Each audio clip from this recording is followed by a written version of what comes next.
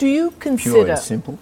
And everybody believes that? Yes, all people believe it. So do you consider white Zimbabweans to be Zimbabweans?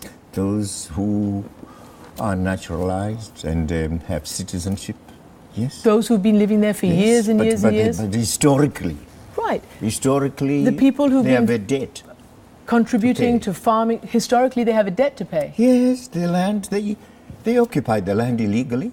They seized the land from our people. Look. And therefore, the process of reform, land reform, involved their having to hand over the land. We agreed upon this with the British, by the way. Some 80% of that land was acquired after you took office, some of the farmland, and with the various certificates that mean government approval.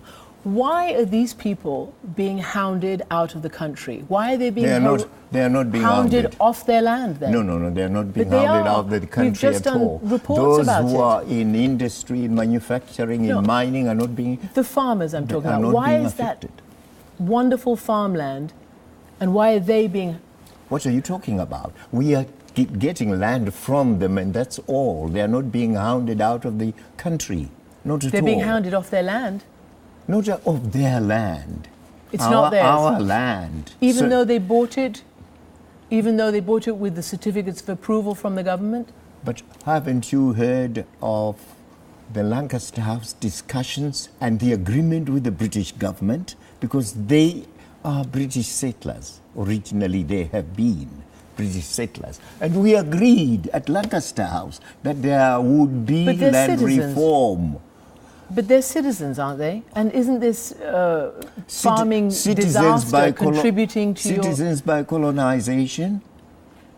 Seizing land from the original people, indigenous people of the country? But how did that all go so wrong? That? How did that all go so wrong? Because when you came in, it was about reconciliation. No, they knew about it. They knew we had this program of land acquisition and land reform.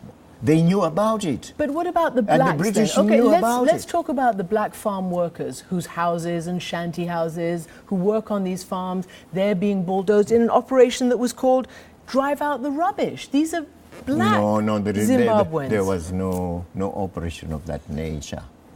How come they're being driven off and their shanty hounds? The farm workers? No, you're mistaken about the Muramba China program, which had to do with slums, getting rid of slums, not getting rid of the farm workers. It had nothing to do with farm workers at all. Farm workers, by the way, were to be given three choices. One, they could remain on the farm under the new owner and continue working on the farm. Two, if they were alien... The accusation was that they were opposition. Let me know.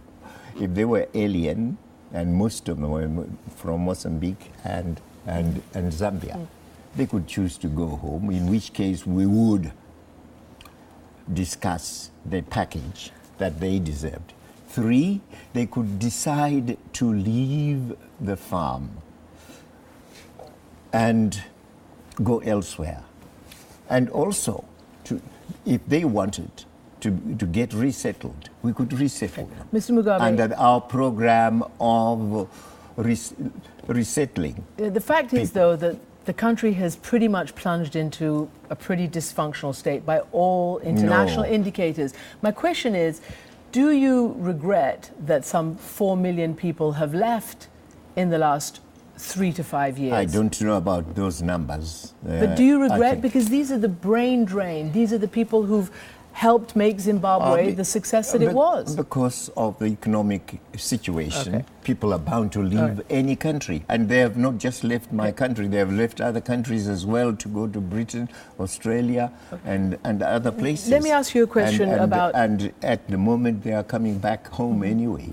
Let me ask you a question. We'll move on from this, and we'll ask you a question about... You heard what Archbishop Desmond Tutu said. That's nonsense. It's just devilish talk. Devilish talk? Yes. Do you He not... doesn't know what he's talking about, the little man. The little man, he's a Nobel Peace Prize winner. Oh, come on. He's a liberation fighter too. What South liberation? Africa.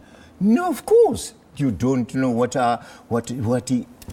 his status in the ANC amounts to.